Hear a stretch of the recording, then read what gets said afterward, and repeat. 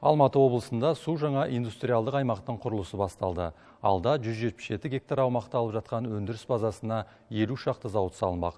Оған қытайлық 20 компания тартылып отыр. Бүгін облыс әкімі Марат Сұлтанғазиев өндірістік аймаққа арнайы барып инвесторлармен кездесіп қайтты.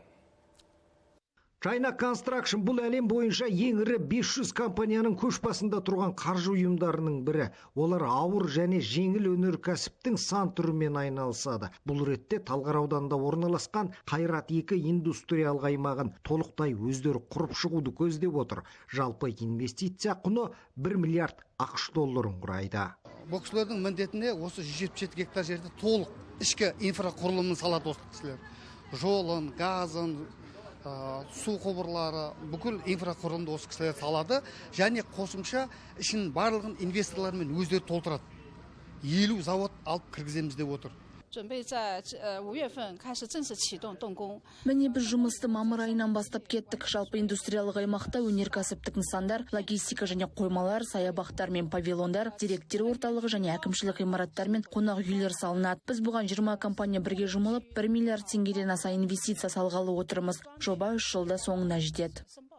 Индустриялық аймақ 3 жылдан соң жұмыс бастаса, жылдық қаржы айналымын 2,5 миллиард ақш долларына жеткізбек. Мұнда әсіресе түрлі құрылыс материалдары мен тұрмыстық өндіріс бағытына басымдық береміз дейді. Жалпы жұмыс барысымен танысқан Марат Сұлтанғазиев тиісті ұсыныстар болса, заң шеңберінде қолдау көрсетуге әзір екенін жеткізді.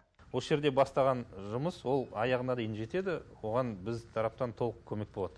Бүгін бірінші компания жұмысын бастапты. Енді осы 20 компанияның әрқайсының жұмысын бақылап отырамыз.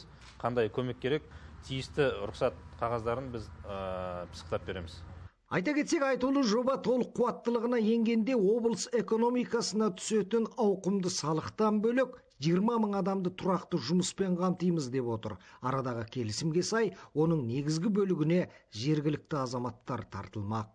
Құрманжан Қасымжанұлы, Жандос Өмірбай, Жетісу арнасы.